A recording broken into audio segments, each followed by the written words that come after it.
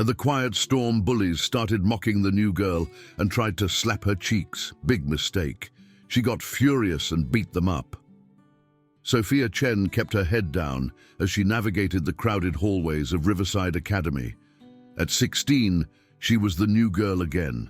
This was her third school in 4 years, thanks to her mother's career in international consulting. Each move meant starting over, learning new faces, new rules, new social hierarchies. At 5 feet 3 inches with a petite frame, straight black hair that she kept in a simple ponytail, and wire-rimmed glasses that framed her dark eyes, Sophia didn't exactly stand out in a crowd. That was usually how she preferred it. What no one at Riverside knew, what no one at any of her schools ever knew at first, was that Sophia had been training in Krav Maga and kickboxing since she was 8 years old. Her mother, a former Israeli military instructor, had insisted she learn to defend herself.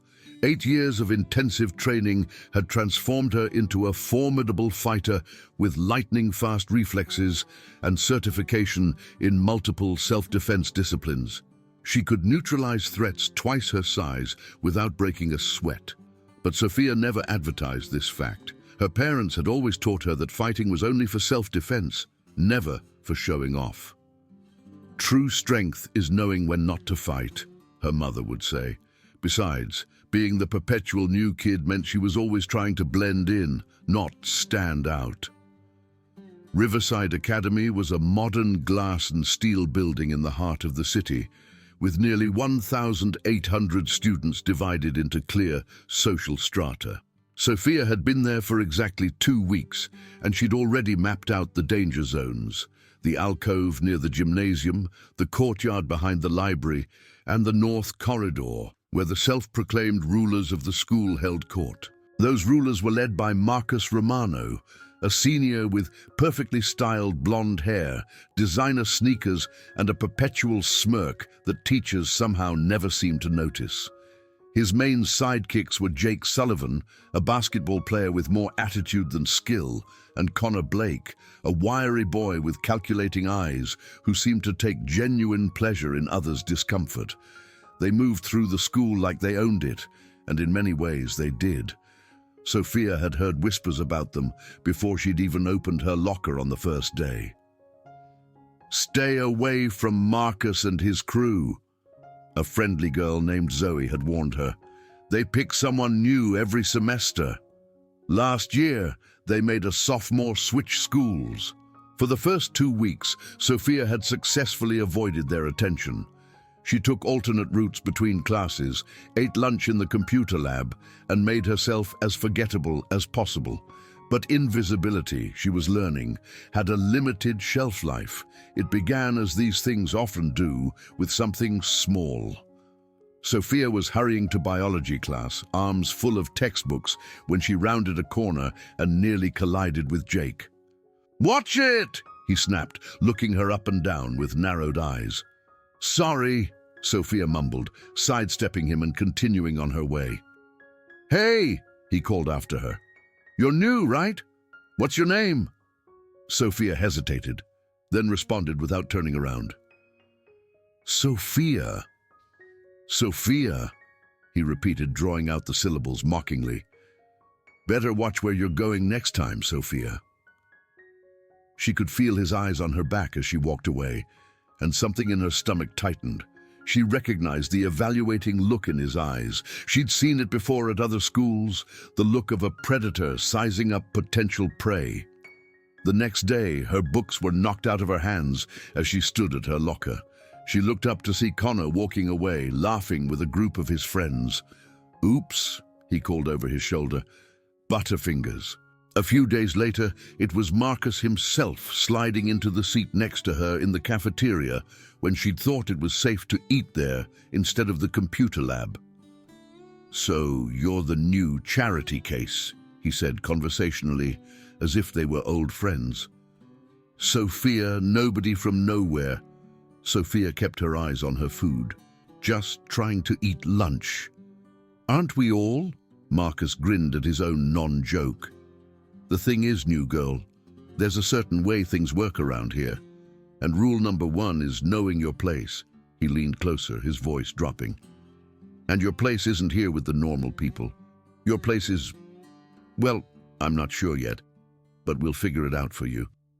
Sophia felt her muscles tense, her body instinctively preparing for a threat. She consciously relaxed, focusing on her breathing the way her sensei had taught her. This isn't the dojo. This isn't a match. You can't fight here. Thanks for the welcome, she said flatly, gathering her things, but I can find my own place. Marcus's hand shot out, gripping her wrist. Not hard enough to hurt, but firmly enough to make a point. That's not how this works. For a split second, Sophia calculated exactly how she could break that grip, how easily she could flip Marcus over the table, how quickly she could put him in a hold that would have him gasping for air. But instead, she did what was expected of the shy new girl. She pulled her arm away and hurried out of the cafeteria, the sound of laughter following her. The incidents escalated from there. Her books were knocked to the floor regularly. Her locker was jammed shut with tape.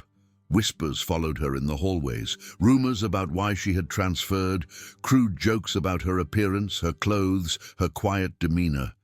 In class, anonymous paper balls would hit the back of her head when the teacher wasn't looking. It was nothing Sophia hadn't experienced before, and nothing she couldn't handle. She kept to herself, did her work, and focused on getting through each day. At night, she would train in the basement gym they'd set up, working through her frustrations on the punching bag, reminding herself why she didn't fight back. It's never worth it. It only makes things worse. It's what they want, a reaction. But Marcus and his crew seemed to take her non-reaction as a further challenge. They were used to getting a response, tears, anger, pleading. Sophia's calm detachment clearly irritated them, made them push harder. 3 weeks into the semester, Sophia found herself cornered in the north corridor after school. She'd stayed late to work on a project in the library, and the halls were mostly empty. She saw them coming, Marcus leading with Jake and Connor flanking him like loyal lieutenants, but there was nowhere to go. "Well, look who it is," Marcus said, his voice echoing in the empty hallway. "Sophia nobody, all alone." Sophia gripped the strap of her backpack tighter. "I need to get home." "Do you hear that, guys?" Marcus looked at his friends. "She needs to get home. Probably has to go cry to mommy about how mean everyone is at her new school." "I've seen her in gym class," Jake added. "She always changes in the bathroom stall. Probably embarrassed about her body." He made a face. "Not that there's much to see." Sophia felt her cheeks flush. It was true that she changed privately, not out of embarrassment, but because she didn't want anyone to see the defined muscles that would give away her training. "Just let me pass," she said, trying to keep her voice steady. "Or what?" Connor stepped closer. "What are you going to do about it?" "Nothing," Sophia thought. "I'm going to do nothing because that's what I always do." That had been the rule. It had been the rule at her last school and the one before that. Keep your head down, don't make waves, we'll be moving again soon enough. Except her mother had promised her they were staying this time, at least until she graduated. This wasn't a temporary situation she could wait out. This was her life now. "I just want to go home," she repeated, hating how small her voice sounded. Marcus moved in front of her, blocking her path completely. "You know what your problem is, Sophia? You think you're better than us, walking around all quiet like you're so superior, you can't even bother to react." "I don't think that at all," Sophia said. "Liar," Connor hissed. "Everyone talks about how you look at people like they're beneath you." This wasn't true. Sophia made a point of not making eye contact with anyone. But she knew it didn't matter. They'd already decided who she was and what she deserved. "Move," she said, with slightly more force this time. "Make me," Marcus challenged, taking another step toward her. And then Jake was behind her too close, and she felt his hands slide down her back toward her rear. "Maybe what she needs is a little attention," he said with a laugh in his voice.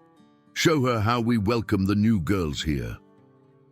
Sophia felt a calm clarity wash over her. Time seemed to slow down as she felt Jake's hand moving toward her backside. Without thinking, pure instinct and training taking over, she spun around, catching his wrist in a grip that made him gasp in surprise. In one fluid motion, she twisted his arm behind his back, using his own momentum to slam him face first into the lockers. "What the?" Marcus began, but he didn't finish the sentence because Sophia had already released Jake, who slumped to the floor in shock and turned her attention to the ringleader. She moved with a speed that seemed impossible for someone her size, sweeping Marcus's legs out from under him with a practiced kick. He landed hard on his back, the air rushing from his lungs in a pained wheeze. Connor, seeing his friends taken down in seconds, rushed at Sophia with a wild, angry yell. She sidestepped easily, using his own momentum against him, and flipped him over her hip. He landed next to Marcus with a thud that echoed through the corridor. The entire confrontation had lasted less than 10 seconds. Sophia stood in the center of the fallen bullies, her breathing even, her stance balanced and ready. 8 years of training had made these movements as natural to her as walking. "Don't ever touch me again," she said, her voice low and controlled. "Don't speak to me. Don't look at me. Leave me alone." Jake was the first to recover, pushing himself up from the floor, his face red with a mixture of pain, shock, and humiliation. "You're crazy," he gasped. "No," Sophia corrected, adjusting her glasses calmly. "I'm trained. There's a difference." She stepped over Marcus, who was still trying to catch his breath, and headed down the hallway. Only when she was outside the building, the cool afternoon air hitting her face, did she allow herself to feel the weight of what had just happened. Her hands trembled slightly, not from fear, but from the rush of adrenaline and the release of weeks of pent-up tension. "Mom is going to kill me," she thought. But deep down, she knew her mother would understand. This wasn't about showing off or seeking a fight. This was genuine self-defense. What Sophia didn't realize was that they hadn't been alone in that corridor. Zoe, the girl who had first warned her about Marcus and his crew, had been coming down the hall and had witnessed the entire confrontation. By the next morning, the story had spread throughout Riverside Academy like wildfire, growing more elaborate with each retelling. Sophia arrived at school to find people staring at her, conversations stopping when she walked by. But it was different from before. There was no mockery in these stares, no cruel amusement. Instead, she saw something new, respect, awe, and more than a little fear. "Is it true?" Zoe cornered her before first period. "Did you really put all 3 of them on the ground?" Sophia felt her stomach drop. "I don't want to talk about it." "They're saying you're like some kind of ninja," another girl chimed in, "that you flipped Jake over your head.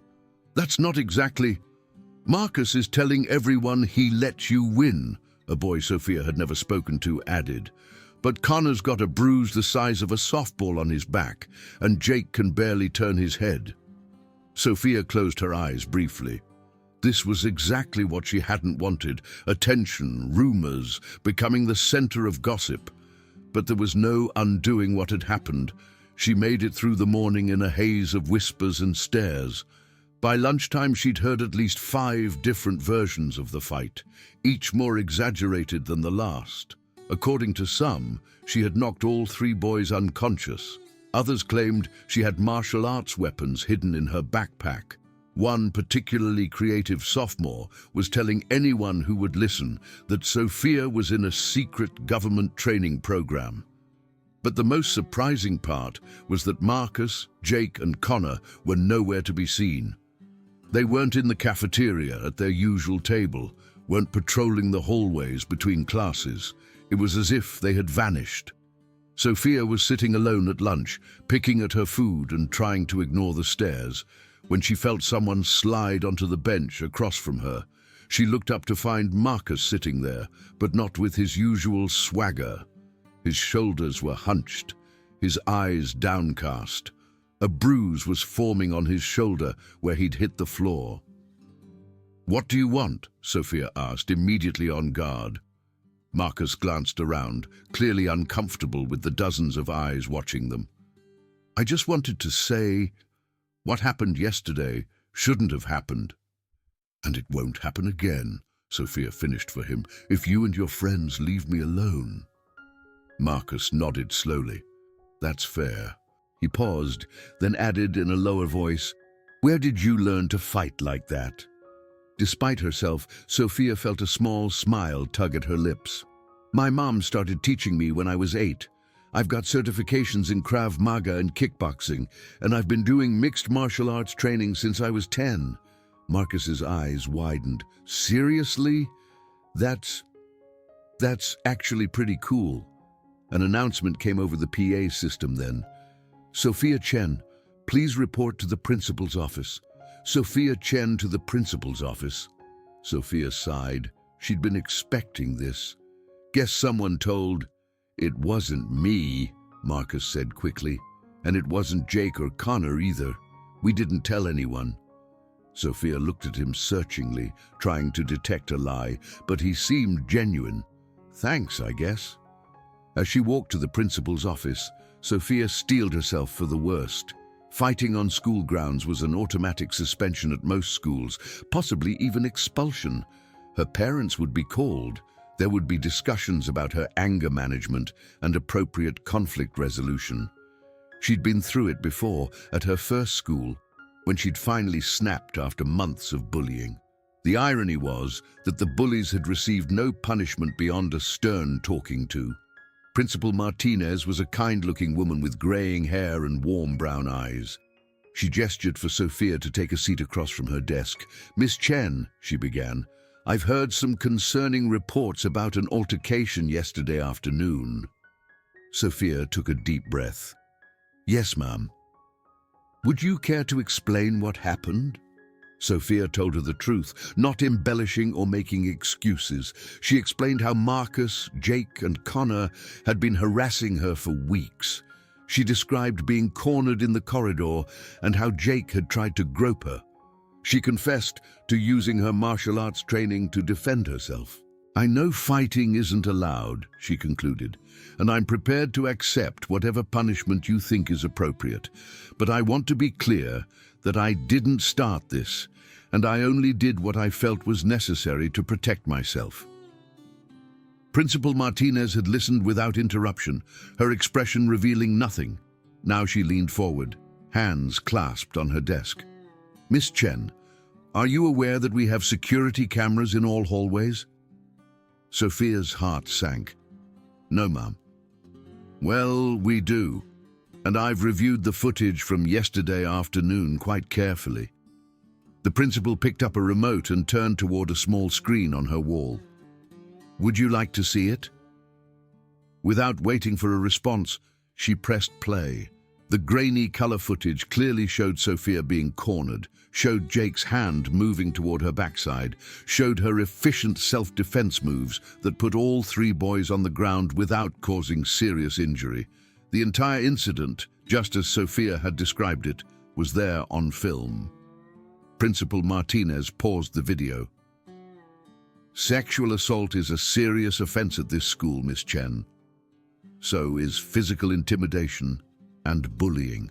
All 3 of these young men have been suspended, and Mr. Sullivan is facing additional disciplinary action for his inappropriate touching." Sophia blinked in surprise. "I'm not in trouble. For defending yourself against unwanted sexual contact? Certainly not." Principal Martinez's expression softened slightly. "Though I would appreciate it if you would consider less dramatic methods of self-defense in the future. Perhaps a shout for help or reporting harassment to a teacher before it escalates to this point." "Yes, ma'am," Sophia said, relief washing over her. "That said," the principal continued, "your martial arts skills are quite impressive. Our Girls Empowerment Club could use someone with your expertise. Perhaps you'd consider volunteering as a peer instructor. It might be a more constructive outlet for your abilities." Sophia felt a genuine smile spread across her face for the first time in weeks. I'd like that a lot, actually. When Sophia returned to class, the whispers followed her, but they were different now. News of the suspended bullies had spread, along with rumors that Sophia had been asked to teach self-defense rather than being punished. By the end of the day, 3 different girls had approached her about learning that move she'd used on Jake. The real change came the following week when Marcus, Jake, and Connor returned from their suspensions. They were subdued, avoiding eye contact with Sophia when they passed her in the hallways. Jake, in particular, seemed to give her a wide berth, staring at the floor whenever she was nearby. But on Wednesday, something unexpected happened. Sophia was eating lunch with Zoe and a few other girls when Marcus approached their table. The conversation immediately died as everyone watched warily. "Can I talk to you?" he asked Sophia. "Alone." Sophia hesitated, then nodded. "I'll be right back," she told her new friends. She followed Marcus to a quiet corner of the cafeteria, maintaining a careful distance. "What is it?" Marcus rubbed the back of his neck, clearly uncomfortable. "I just wanted to apologize, I guess, for everything. What we did was messed up." It wasn't the most eloquent apology, but the red flush creeping up Marcus's neck suggested it was sincere. "Okay," Sophia said simply. "That's it? Okay. What do you want me to say? That I forgive you? I don't know if I do yet." Marcus nodded slowly. "That's fair. I've been thinking a lot during suspension about why I do the things I do, and I'm not proud of it." "You shouldn't be," Sophia agreed. "I know." He hesitated, then added, "My dad, he's kind of a jerk. Always talking about being strong, being in control, not letting anyone disrespect you. And I guess I thought that's what I was doing, being strong. But really, I was just being him." Sophia hadn't expected this level of self-reflection from Marcus. She studied his face, seeing vulnerability there that he usually kept carefully hidden. "You don't have to be like him," she said finally.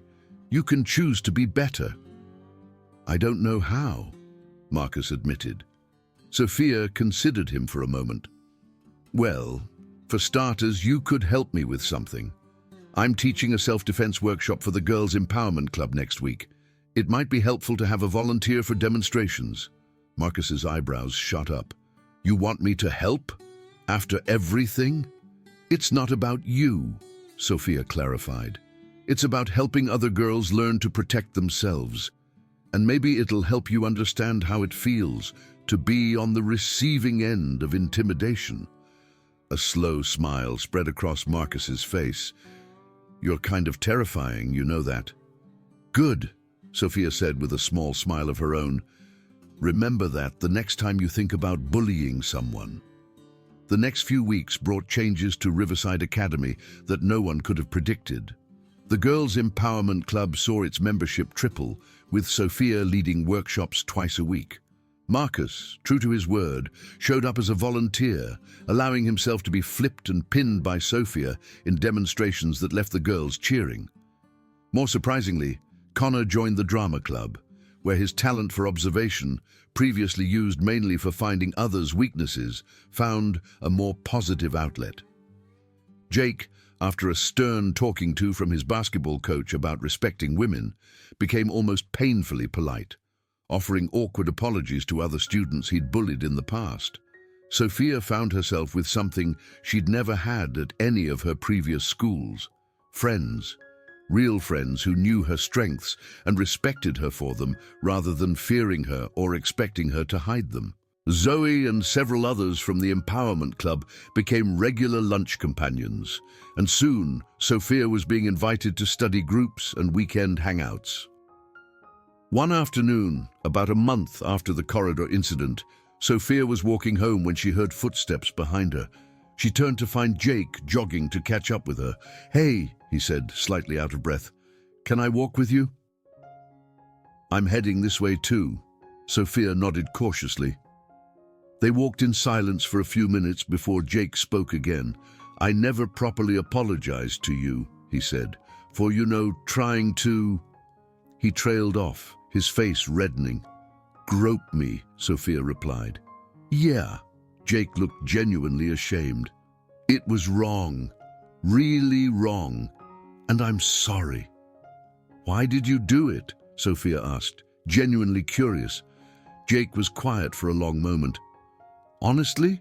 Because I thought I could. Because Marcus and Connor were watching and I wanted to look cool. Because that's what guys like us did to girls like you. Girls like me? Girls who wouldn't fight back. Jake grimaced. Except you did fight back. And you should have. What I did, what I tried to do, it wasn't okay. Sophia studied him as they walked. No, it wasn't. But I appreciate the apology. My little sister joined your self-defense class, Jake said after another silence. Emma, she's a freshman. Sophia nodded. She remembered Emma, a quiet girl with the same sandy hair as Jake, but none of his former arrogance. She's got good instincts. Yeah, well, I don't want her to ever feel like she can't protect herself. Jake kicked at a stone on the sidewalk. I don't want her to be afraid of guys like me. Then don't be that guy, Sophia said simply. Jake nodded slowly. I'm working on it.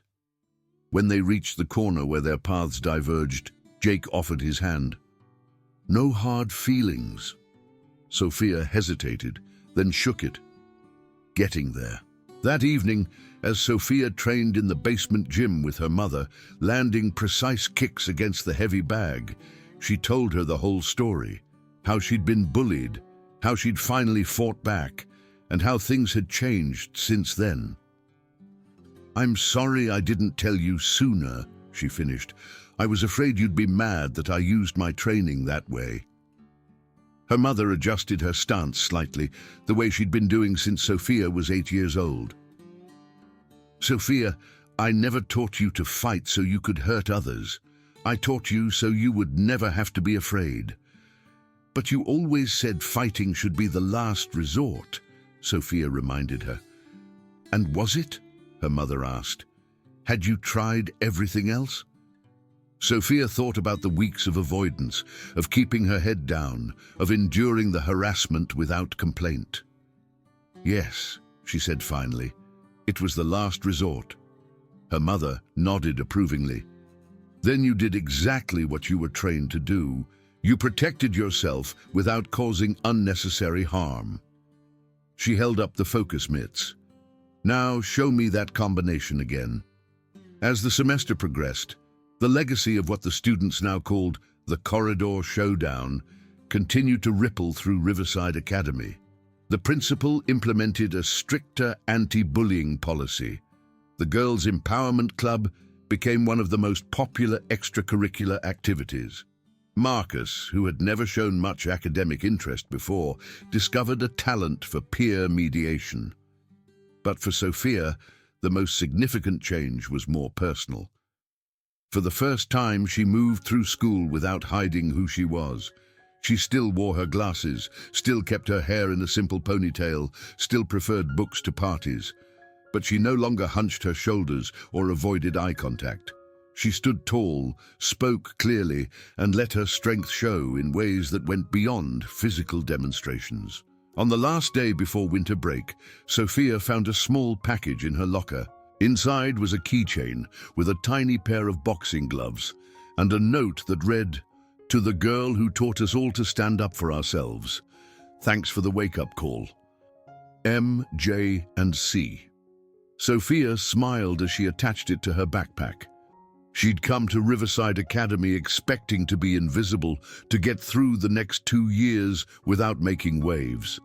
Instead, she'd found her voice, her confidence, and a place where she truly belonged. As she headed to the cafeteria to meet her friends, Sophia reflected on everything that had changed since that day in the corridor. The bullies had chosen the wrong girl to target, yes. But maybe, in a strange way, they'd chosen exactly the right one. the one who could show them and everyone else that strength wasn't about intimidation or fear, but about standing up for what was right, protecting yourself and others, and having the courage to be exactly who you are. Sophia pushed open the cafeteria doors, her head held high. The shy new girl was gone.